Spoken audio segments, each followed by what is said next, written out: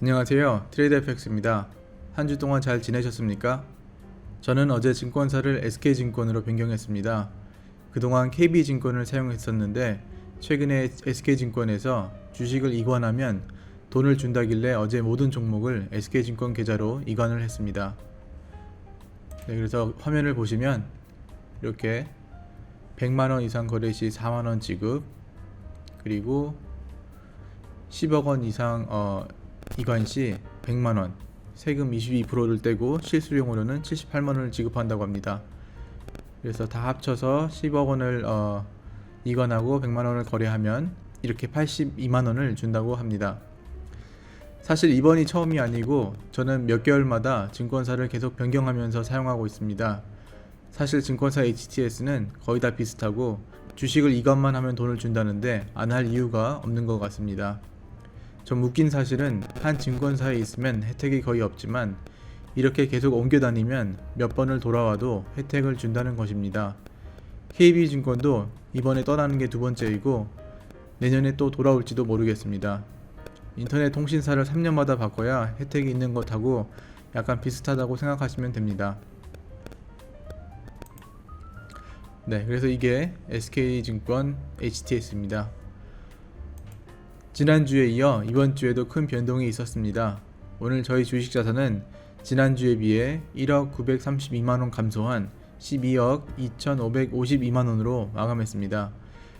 현대차는 현재 수익률 96.8%, 삼성생명은 78.2%, 기업은행은 17.8%를 보이고 있습니다. 가장 큰 비중을 차지하는 하나금융지주와 한국타이어가 상대적으로 많이 떨어졌는데 이 둘의 평가 금액만 합쳐서 한 주 동안 6천만원이 감소했습니다. 담보대출 같은 경우에는 약 1,000만원 정도 감소했는데 해외 선물에서 발생한 이익으로 대출 상환을 일부 했습니다. 와이프에게 주식 평가 금액이 지난주에 비해 1억원 넘게 떨어졌다고 말하니까 안타까워하면서 왜 지난주에 1억원 넘게 올랐을 때 안 팔았냐고 물어봅니다. 많이 오른 지난주에 팔고 이번에 다시 샀으면 더 좋았을 텐데 하면서 말이죠. 네, 맞는 말입니다. 제가 지난주에 팔고 다시 샀더라면 주식수를 더 늘릴 수 있었을 겁니다. 하지만 제가 지금까지 계속 얘기해왔던 것처럼 단기적으로 주가가 어떻게 될지 아는 것은 불가능한 것입니다. 따라서 예측 불가능한 것을 두고 안타까워할 필요도 없고 기뻐할 필요도 없습니다. 하나의 예를 들어보겠습니다. KB증권사의 HTS입니다. 지난 3월에 정확히는 3월 23일에 제가 SK이노베이션을 매수한 적이 있습니다. 단순하게 너무 급락을 해서 매수를 했습니다. 두 번에 나누어 매수를 했고 이렇게 56,300원에 160주, 64,400원에 147주, 총 307주를 매수했습니다. 평균 매수 단가는 6178원이었습니다. 일주일 만에 급등을 했고 저는 일주일 만인 3월 31일에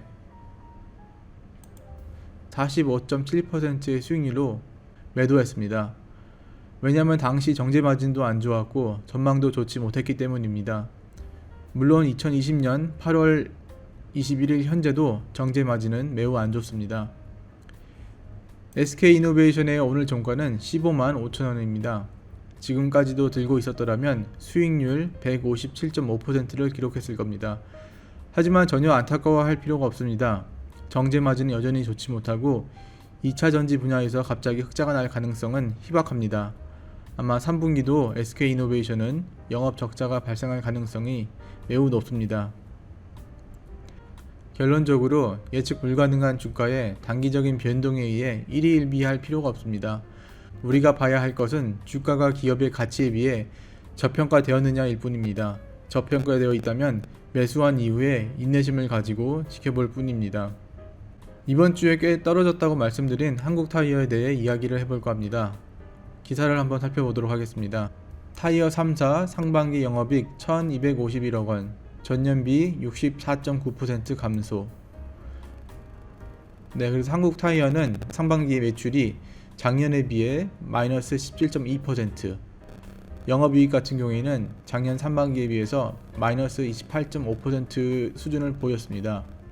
다른 경쟁사에 비해서는 굉장히 양호한 실적이라고 말할 수 있는데요.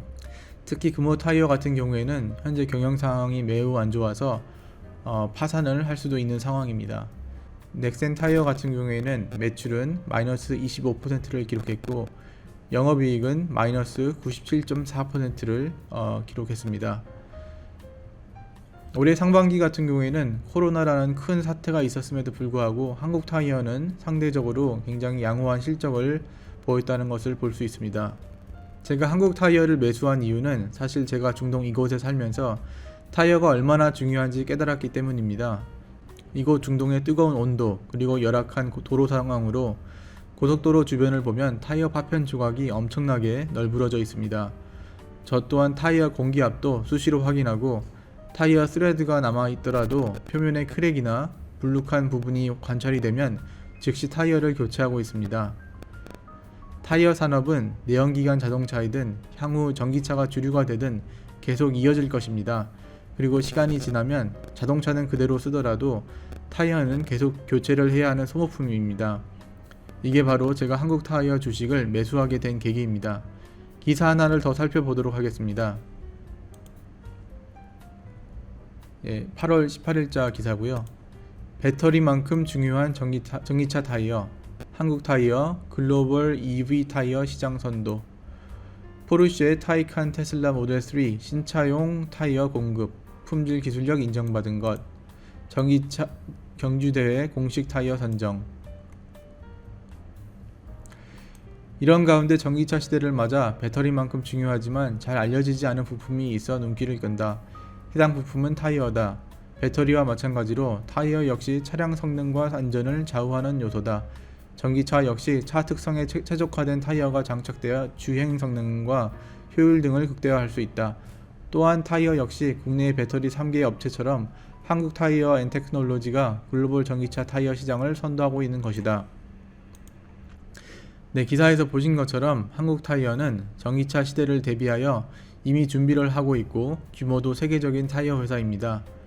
비록 현재 가치에 비해 저평가되어 있지만 장기 투자를 한다면 자산은 불리는 데 큰 도움이 될 것이라고 생각을 하고 있습니다. 기사를 하나 더 살펴보도록 하겠습니다. 7월 26일자 기사입니다. 집값 총액 5천조 원 넘어 시중 자금은 부동산 증시 유입. 작년 말 국내 주택 시가총액 5,056조 7천억 원, GDP 대비 주택 시가총액 배율 2.64배, 역대 최고. 보시는 것처럼 우리나라 주택 시장의 시가총액은 5천조 원을 넘었습니다. 그럼 우리나라 주가 시장의 시가총액은 얼마인지 살펴보도록 하겠습니다. 이 나라 지표라는 사이트가 있는데요. 이렇게 보시면은 시가총액 2019년도에 우리나라가 1,717조 원입니다. 지금 2020년도는 안 나와 있는데 대략 한 2,000조 원이 약간 안 될 것으로 예상되고 있습니다. 그래서 국내 주택 시가총액이 우리나라 기업을 모두 매수할 수 있는 시가총액보다 약 2.5배보다 더 크다고 합니다. 부동산에 투자된 돈은 그냥 우리가 엉덩이에 깔고 있는 것이고 아무런 부가가치를 창출하지 못합니다. 반면 기업의 활발한 활동은 부가가치를 생산하고 우리나라를 먹이고 살리는 분야입니다. 코리아 디스카운트라는 당연시되는 말이 있습니다. 이런 표현이 왜 생겼을까요? 아쉽게도 우리나라 코리아 디스카운트는 바로 우리가 만든 것입니다. 우리나라 국민 대부분이 부동산 불패 신화에 빠져 우리가 우리 시장을 디스카운트하고 있습니다. 주식시장에 대해 올바른 마인드를 가진 사람들이 많아져서 우리나라 기업들이 제대로 평가받는 날이 오고 그래서 많은 사람들이 같이 윈윈할 수 있으면 좋겠습니다. 다음으로 정제마진과 석유화학 스프레드를 살펴보도록 하겠습니다. 그래서 8월 20일자 어제까지 제가 업데이트를 한 내용입니다. 정제마진은 여전히 계속 옆으로 이어지고 있고 유가도 큰 변동 없이 계속 보합 수준으로 머물고 있습니다. 지금 8월도 이제 한 주밖에 안 남은 것 같은데요. 3분기도 정유사들의 영업 적자 상황이 점점 현실화되고 있습니다. 아까도 말씀드렸지만 SK이노베이션의 매출 대부분은 사실 여전히 정유 산업에서 발생하고 있습니다. 그래서 현재 주가는 실제 가치에 비해 매우 높다고 말씀드릴 수 있습니다. 석유화학 제품 스프레드입니다. 지난 한 주 동안 큰 변동은 없었고요. 보합 수준에 머물러 있습니다. 마치기 전에 저희 해외 선물 매매 상황을 살펴보도록 하겠습니다. 저는 여전히 천연가스를 매매 중에 있습니다. 지금 매수 포지션 한 개를 가지고 있고요. 지금 약간의 평가 이익이 발생하고 있는데 조금 더 살펴볼 계획입니다. 지난 한 주 동안 약 843만원 정도의 이익이 발생했습니다. 그래서 영상 초반에 말씀드렸던 것처럼 이 금액을 그대로 인출해서 담보대출을 갚는 데 사용했습니다. 그럼 오늘은 여기서 이야기를 마치도록 하겠습니다. 오늘도 시청해 주셔서 감사합니다.